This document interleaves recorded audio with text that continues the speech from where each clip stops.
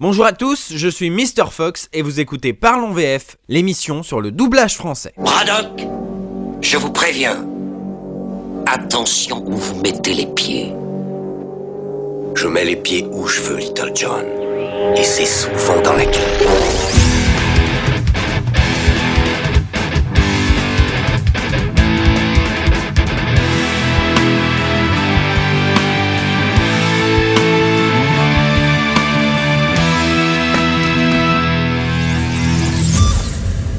Bonne année 2014 à vous tous. Une année qui s'annonce comme riche en émotions, avec des chouettes films qui vont sortir au cours de l'année. Je pense notamment à un film qui s'annonce merveilleux, Le vent se lève, de Hayao Miyazaki. Pour ceux qui ne le connaissent pas, Hayao Miyazaki c'est un réalisateur de films d'animation japonais. Et si l'animation japonaise est parfois méprisée par certains types de publics et de spectateurs, tout le monde, et je dis bien tout le monde, s'accorde sur la virtuosité de Hayao Miyazaki. Il a signé de très grands films, comme Le Château dans le ciel, Le voyage de Chihiro, Porco Rosso, ou encore le film dont nous allons parler aujourd'hui, Princesse Mononoke. Princesse Mononoke, sortie en 1997 au Japon et en 2000 en France, est une œuvre particulière dans la filmographie du réalisateur. Plus violent, plus pessimiste, mais aussi plus ambitieux, le film nous présente un Japon médiéval où les animaux sont encore des divinités, bêtes immenses et grands maîtres de la nature. Il raconte l'histoire d'Ashitaka, un humain maudit par un sanglier géant devenu fou. Il doit donc quitter son village pour se débarrasser de cette malédiction, en portant sur le monde un regard sans haine. Au cours de son périple, il croisera différents personnages. Un moine vagabond, plus fourbe qu'il n'y paraît, une stratège militaire dirigeant une forge, et bien sûr, la princesse des loups, San, aussi appelée Mononoke. Je suis venu ici pour demander à l'esprit de la forêt de me délivrer de la malédiction de Nago. Les hommes sont beaucoup plus dangereux que les dieux de la forêt. Princesse Mononoke! Princesse des esprits de la nature, des bêtes et des anciens dieux. Le sauvage homme, élevé par des loups et qui a juré ma mort. Les loups! Les loups! Nous sommes venus tuer les humains pour sauver la forêt. Cette guerre a trop duré. Vous pourriez vivre en paix avec les humains. Tu es si jolie. Princesse Mononoke, c'est l'un des premiers films du studio distribués internationalement grâce à un partenariat avec Buena Vista International qui distribue également les films des studios Disney. C'est donc un soin tout particulier qui a été apporté à la version française de Princesse Mononoke, de la même manière que les films des studios Disney. C'est Dubbing Brothers qui a été chargé de signer ce doublage. L'adaptation et la direction artistique ont été confiées à Jean-Marc Panetier, qui est assurément un acteur majeur du doublage depuis la fin des années 90. Il a dirigé énormément de films, aussi bien des comédies comme Ace Ventura ou American Pie, que des drames humains comme Parle avec elle ou Tout va bien, The Kids Are Alright, aussi bien des fresques épiques comme Gangs of New York, que des documentaires comme Fahrenheit 911, et bien évidemment des films d'animation. Il avait déjà signé la version française de Porco Rosso, un autre film des studios Ghibli, et en signera d'autres après ce film, comme Nausicaa de la vallée du vent ou encore Pogno sur la falaise. Alors ça va être compliqué pour moi de parler de l'adaptation dans la mesure où je ne parle pas un traître mot de japonais. Et c'est toujours difficile de se fier aux sous-titres dans ces cas-là. Certains sont traduits depuis l'anglais, d'autres sont écrits à partir des textes de la version française, et dans tous les cas, ils sont bien trop concis pour être une traduction littérale. Alors je me contenterai de dire que les dialogues sont très bien écrits. Ils sont percutants, poignants, bref, tout va bien. On notera cependant que Jean-Marc Panetier a trouvé quelques trucs pour pallier à certaines différences trop prononcées entre la langue française et la langue japonaise. Qu'est-ce que je veux dire par là? Eh bien par exemple, écoutez ce dialogue en français. Il s'agit d'une scène où la chamane du village annonce au héros du film, Ashitaka, que son destin est scellé. La tâche peu à peu envahira ton corps jusqu'à pénétrer même l'intérieur de tes os. Le mal te causera d'effroyables souffrances et puis tu périras.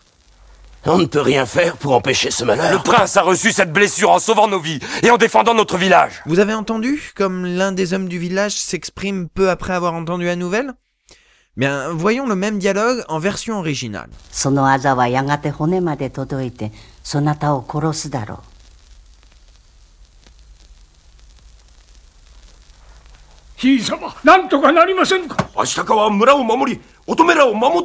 Vous l'avez entendu, la phrase en japonais est beaucoup plus courte, mais exprime la même chose. Cette différence de longueur ne se voit pas en version française, parce que dans l'espace de silence japonais, on a un plan sur Ashitaka silencieux qui encaisse la nouvelle. En version française, donc, la chamane continue de parler pendant qu'Ashitaka encaisse la nouvelle.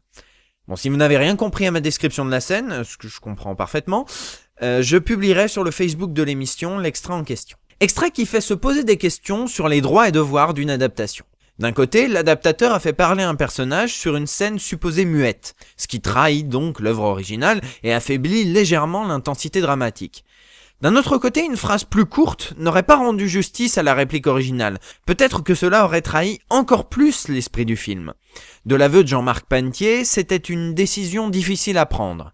Et s'il devait la refaire aujourd'hui, il le ferait sans doute différemment. Selon moi, cette scène fonctionne très bien, comme le reste du film, et c'est ce qui compte le plus. La deuxième chose importante dans un doublage, c'est bien évidemment les comédiens. Le prince Ashitaka, en quête de rédemption, est interprété par Cédric Dumont. C'est la voix française de Paul Rudd, ou Rudd, je ne sais pas, et de Jason Biggs, notamment dans la série de films American Pie. C'est également la voix française de Simon Pegg dans les films estampillés Mission Impossible et Star Trek. Enfin, vous vous souvenez peut-être de lui comme la voix française de Francis, l'aîné de la fratrie dans la série américaine Malcolm. J'aime beaucoup ce comédien, notamment son travail sur Simon Pegg. Ici, je le trouve cependant un poil trop... comment dire... monocorde. Je sais que le personnage en version originale a lui aussi ce ton posé, neutre, presque résigné. Et dans l'ensemble, Cédric Dumont retranscrit bien cette facette du personnage. Mais d'un autre côté, certaines répliques sonnent un peu fausses de par ce ton détaché, presque lu du comédien. Vous commencez par voler la forêt au sanglier, puis vous le transformez en monstre. Et maintenant, vous fabriquez des armes mortelles, vous n'en avez pas assez de semer partout la terreur et la haine. Tu as dit, je chipote sur quelques détails. Dans l'ensemble, Cédric Dumont reste bon et parvient à suivre le personnage jusqu'à la fin du film, même dans les moments un peu plus durs. Face à Ashitaka, on retrouve San, jeune fille élevée par des loups. C'est Virginie Méry qui a été choisie pour l'interpréter en version française. Plutôt habituée au rôle secondaire, elle est plus connue comme directrice artistique que comme comédienne. Elle a signé de nombreuses versions françaises de qualité, j'ai en tête Shutter Island, le récent Prisoners, ou encore l'excellent Bob l'éponge le film. Oui, je vous entends sourire, mais vraiment, regardez-le. Virginie Méry campe ici un personnage ambigu.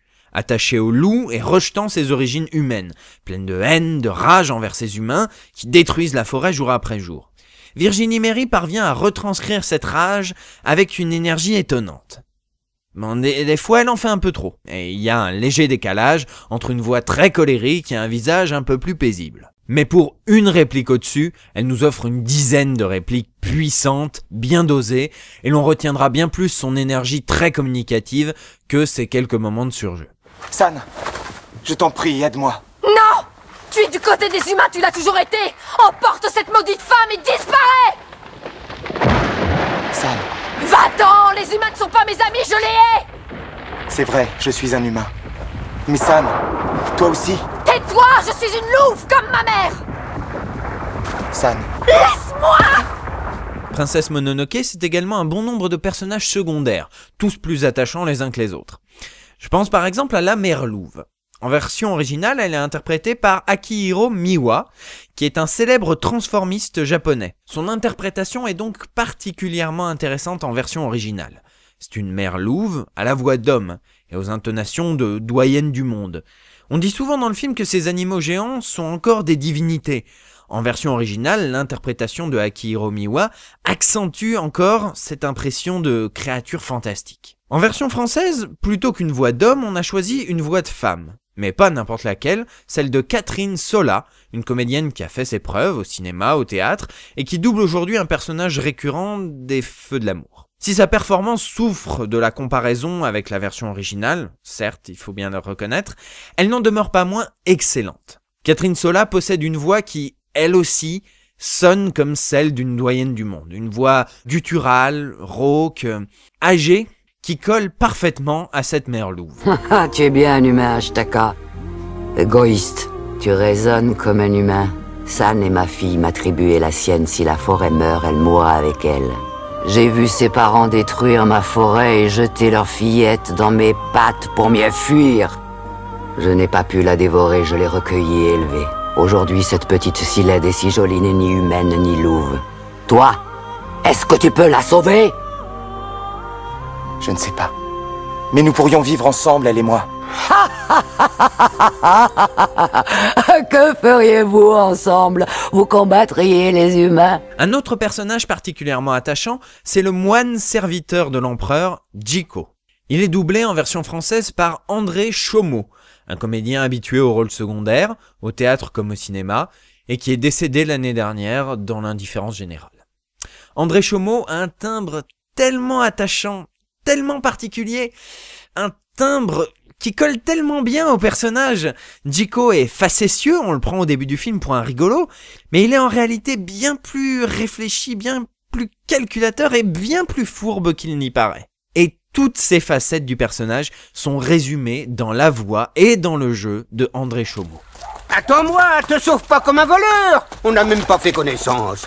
Non, non, ne me dis pas merci, mon garçon, vraiment, c'est inutile. C'est moi, au contraire, qui dois te remercier. C'est vrai, je t'ai vu faire mordre la poussière à ces samouraïs de grand chemin. Pas mal du tout, hein? Maintenant, vous allez m'écouter attentivement. On a investi beaucoup de temps et beaucoup d'argent. Les 40 arquebusiers ne sont pas venus ici pour jouer aux mineurs. Vous comprenez, la patience de Sa Majesté a des limites. Enfin, je parlerai de Dame Eboshi, chef d'un village où les femmes font la loi, si j'ose dire. Un personnage à la fois noble par certains de ses choix, elle est la seule à s'occuper des lépreux par exemple, mais aussi intéressée, elle veut la tête du dieu cerf pour pouvoir la donner à l'empereur. C'est en tout cas un personnage plein de majesté, mais aussi de vigueur. Une vraie reine, si j'ose dire. Et sa voix française a été judicieusement choisie, puisqu'il s'agit de Mickey Sebastian. C'est la voix française attitrée de Sharon Stone. Elle a également interprété l'agent Starling dans le très célèbre Silence des agneaux. De la majesté, il y en a dans sa voix, de la vigueur aussi, et de la justesse. Et c'est difficile de dire autre chose que Mickey Sebastian est très bonne dans ce rôle. Certains ici pensent que tu es un espion de la fille louve ou du seigneur Asano et ses samouraïs. Les forges sont convoitées par beaucoup de monde. Alors, étranger, dis-moi ce que tu viens faire ici. Bon, je ne vais pas parler de tous les rôles secondaires, il y aurait encore beaucoup à dire. Je dirais donc qu'ils sont majoritairement réussis, avec parfois quelques problèmes de surjeu, notamment sur les Dames des Forges, et quelques à côté, par exemple sur les femmes du village d'Ashitaka, avec lesquelles j'ai toujours eu beaucoup de mal. Alors en définitive, Princesse Mononoke. Bonne VF? Oui, assurément oui, mais pas seulement. Il y a selon moi 3 films dans les années 90 qui ont fait prendre l'animation japonaise au sérieux dans les cinémas. Akira, Ghost in the Shell et Princesse Mononoke. Et bien que les 3 aient eu un doublage travaillé et globalement réussi, Princesse Mononoke se démarque des autres. Ce travail de doublage très soigné est un petit peu responsable, selon moi, du succès commercial de ce film. 750 000 entrées pour un film d'animation japonais, ce n'est pas rien. Princesse Mononoke a donné envie aux gens de découvrir d'autres films de Miyazaki. Et ce succès a encouragé Buena Vista à distribuer d'anciens films, comme Le Château dans le ciel ou Nausicaa de la vallée du vent. Princesse Mononoke a donné envie aux gens de voir de l'animation japonaise au cinéma. Et Princesse Mononoke a redoré le blason de la localisation de ce genre de film et des versions françaises des animés japonais. Et ça, c'est pas rien. Princesse Mononoke est un très beau film. Et sa VF n'enlève rien à sa beauté, bien au contraire. Alors pourquoi se priver? De toute manière, il faut voir ce film. Alors VF, VO, peu importe au final. Voyez-le.